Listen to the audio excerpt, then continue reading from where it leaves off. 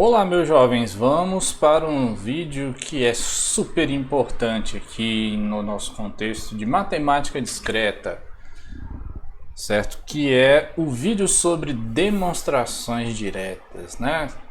A gente vai abordar o que é uma demonstração, como que você constrói algumas das demonstrações diretas para alguns casos específicos e depois no finalzinho a gente vai para o contra-exemplo. Se der tempo, senão a gente faz um vídeo exclusivo para ele, tá bom? Então vamos lá, as afirmações em matemática, né? Ou seja, as proposições não, né? Quer dizer, quando a gente tem alguma sentença em matemática, como que a gente classifica essa coisa? Então eu trouxe aqui algumas classificações dessas afirmações. A primeira delas são os axiomas, né? Axiomas são afirmações que você considera válidas e verdadeiras sem ter que demonstrar a sua veracidade, vamos dizer assim, certo? Por exemplo, um axioma que eu posso escrever é do conjunto dos números naturais. Eu posso dizer todo número natural é maior que zero, maior ou igual a zero. Ou todo número natural é positivo, certo? Então esse seria o primeiro axioma que constrói aí os números naturais. Então isso eu não precisaria demonstrar. Se eu digo que ele é um axioma, então eu não tenho que escrever a demonstração, não tenho que provar que ele é verdadeiro. Ele é verdadeiro por si só. Então os axiomas eles não dependem de uma demonstração, de uma justificativa, certo? As outras afirmações, outra classe, são as definições. As definições também não carecem de demonstração porque elas são criadas para você se basear em algum contexto, para você utilizar com mais precisão algum termo, né? Então as definições elas não necessitam de uma demonstração. Aí você pensa, pô, as definições surgem do nada, né? Tipo a definição de limite. O cara pensou naquilo lá e depois fez os limites todos. Não, as definições elas surgem nos contextos em que você está pensando naquelas coisas. Então, geralmente o que acontece? Elas passam por um processo de refinamento até ficar nessa versão que a gente conhece aí dos livros e tal, né? Não é que a coisa surge em si, é um processo. A pessoa pensa, pô, preciso de limite, eu tenho que definir direito como é que eu me aproximo das coisas. E aí teve várias tentativas de definir, até que surgiu o nosso querido Karl Weierstrass e fez a definição precisa de limite, né? Usando épsilons e deltas, certo? E Cantor também, né? Contribuiu para isso. Então as definições elas não surgem do nada, elas têm que ter um contexto. Qual é a diferença? Definições você não vai precisar demonstrar. Todas essas outras aqui, ó, daqui para frente, aí elas necessitam de uma demonstração, né? Então vou botar aqui, ó. Existe uma demonstração que comprova a validade dessas coisas.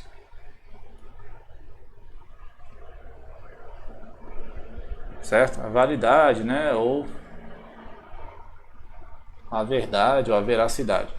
Então, os teoremas são os resultados matemáticos que você afirma algo e nessa sua afirmação você tem uma argumentação lógica que demonstra que esta afirmação é verdade.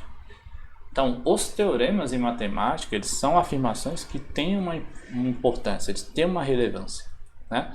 São as afirmações que a gente pode dizer que têm, de fato, a maior relevância nos contextos de matemática.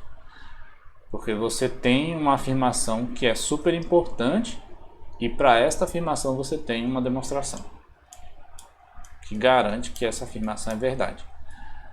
O corolário, ele é uma afirmação que decorre diretamente do teorema ou da demonstração do teorema. Então, corolário, você tem uma subafirmação em que a demonstração é uma aplicação do teorema. Então, uma vez que você estabelece o teorema, que você mostra que ele é verdade, aí o corolário seriam os resultados que estão ali ao redor, que são fáceis de você demonstrar porque você tem um teorema, né? O lema é uma outra afirmação em matemática, só que ela é um pouco usada como base para demonstrar um teorema, certo? Então você tem o lema que a gente fala é uma afirmação que é usada para demonstrar um teorema que tenha mais importância, certo? E por último estão as proposições, que elas, digamos, estão soltas na vida. Elas não estão atreladas a um teorema, então elas não decorrem diretamente de um teorema e não são usadas para demonstrar um teorema. Então elas são demonstrações, ou seja, na verdade são afirmações que têm uma demonstração, mas não necessariamente elas estão envolvidas com outro teorema mais importante ou com algo do tipo, certo? Então essas 4 aqui são as 4 afirmações em que a gente pensa em ter uma demonstração. O que é uma demonstração, né? Quando você tem uma afirmação, é um conjunto de argumentos que você usa para justificar aquela primeira afirmação que ali eu chamei de P. Então você vai juntar uma coleção de argumentos bem encadeados e bem escritos para justificar, né, por que P é verdade. E aí, dependendo do que é essa afirmação P, se ela for muito importante, você chama de teorema. Se ela vir de um teorema, é um corolário, e você bota na classificação lá anterior, certo? A gente não vai esquentar tanto com essa classificação em matemática discreta. Vamos lá. Vamos começar a trabalhar então de fatos, né? O primeiro caso de afirmações são as afirmações do tipo se então. Suponha que você tem que demonstrar o seguinte: A se então B, ou A implica B, né? Certo? Se A é verdade, então B é verdade. Então aqui eu chamei A é a hipótese, né? E quando você está nessa situação, a hipótese não precisa ser demonstrada, certo? Porque você vai supor que ela é verdade. Então, a ideia aqui é, se o A é verdade, então B vai ser verdade, certo? Se o A aparece na sua afirmação, você tem que utilizá-lo na demonstração como um dos argumentos, né? Então, a partir da afirmação A, você vai escrever uma sequência lógica até concluir que B é verdade. Quando você terminou, aí acabou a prova, acabou a demonstração. Você fez um encadeamento lógico, certo? De afirmações em matemática, não é afirmações na lógica proposicional. Então, não me vem com tabela verdade. Quando você tem essa sequência de argumentos e conclui que B é verdadeiro, você tem a demonstração, certo? Então, ó, tem um esquema prático, né?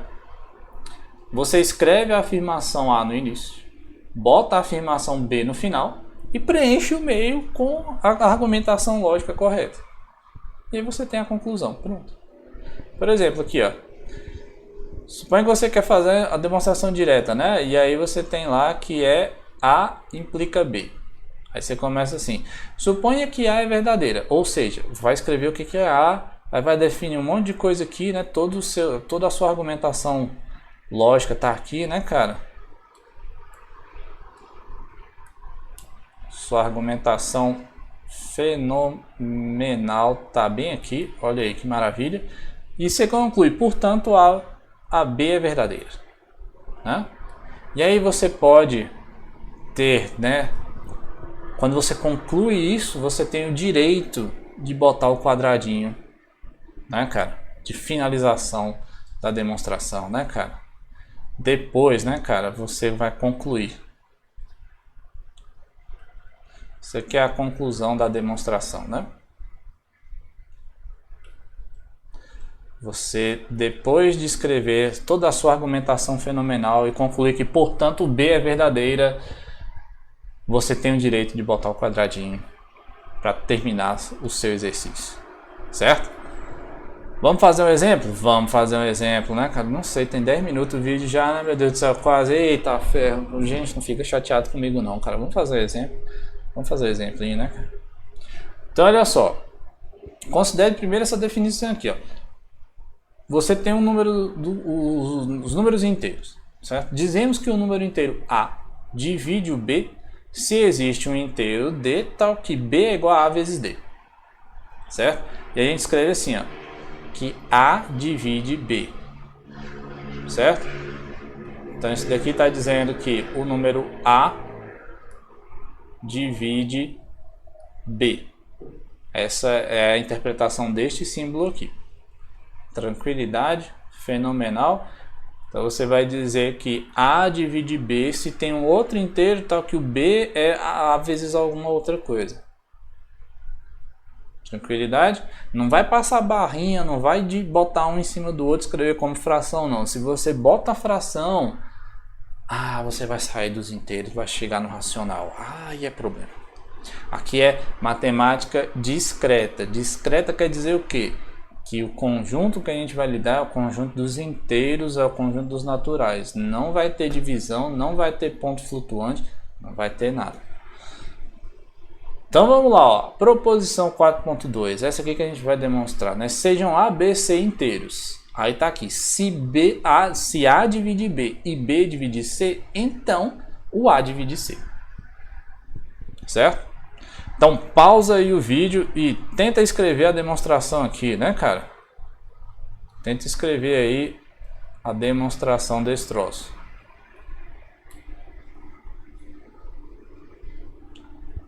Tranquilidade? O que vocês preferem? Vocês preferem que eu faça esse aqui em outro vídeo? Eu acho que eu vou fazer em outro vídeo, né? Para ficar separadinho e tal. Aí eu vou botar lá assim, exemplo de demonstração direta do sintão, para ficar mais organizado na vida de vocês. Tá bom? Então prometi que eu ia fazer a demonstração e a vida é assim, gente. A gente promete as coisas e não dá conta de cumprir. Aí você muda os planos, aí dá tudo errado. Mas fazer o quê? Vou botar isso no outro vídeo, tá bom? Então acesse outro vídeo que eu vou botar em algum lugar. Revisa esse troço aqui, principalmente essa definição, tá? Essa definição aqui é o que a gente vai usar para dizer que um número divide o outro. Isso aqui é importante, hein, cara? Copia isso aqui, pelo amor de Deus. Isso aqui é importante. Isso aqui é importante. Vou até anotar aqui, ó. Importante. Eita! Tá bom? Olha essa definição aí, pelo amor de Deus. Abraço, gente. Até mais.